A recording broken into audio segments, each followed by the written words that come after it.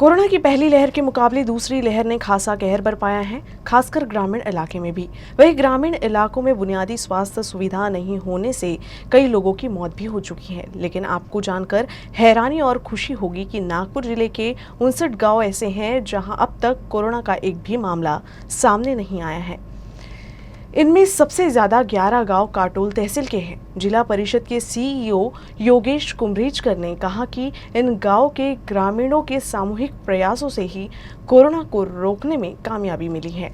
जहां ज्यादातर गांव और कस्बे कोरोना की चपेट में आ चुके हैं, वहीं नागपुर जिले के 1605 गांव में से 59 गांव ने कोरोना को अपने गांव में दाखिल नहीं होने दिया।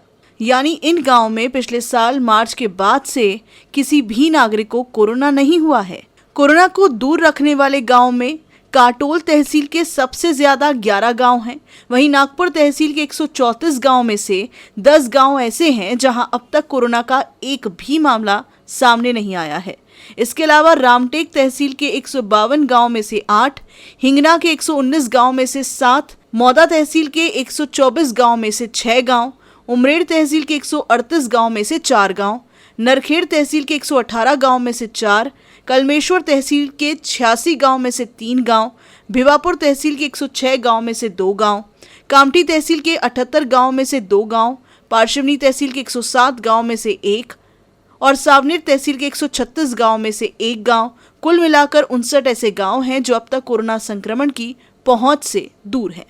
दरअसल गांव के स्तर पर सरकार द्वारा जारी दिशा निर्देशों का सख्ती से पालन किया गया। गांव ने कोरोना से सख्ती से लड़ते हुए साफ सफाई, सामाजिक मेलजोल के साथ साथ एहतियातन उपायों को भी प्राथमिकता दी। जिला परिषद के मुख्य कार्यकारी अधिकारी योगेश कुम्बेजकर ने बताया कि ग्रामीणों के सामूहिक प्रयास से ही गांव में कोरोना नहीं पहुंच सका। हालांकि जिला प्रशासन द्वारा कोरोना के बचाव के नियमों का यहां सख्ती से पालन किया गया। यही वजह रही कि कोरोना की संक्रमण से अब ये सभी गांव सुरक्षित रहे हैं, जो दूसरे गांव के लिए भी एक आदर्श गांव के रूप में उभरे हैं।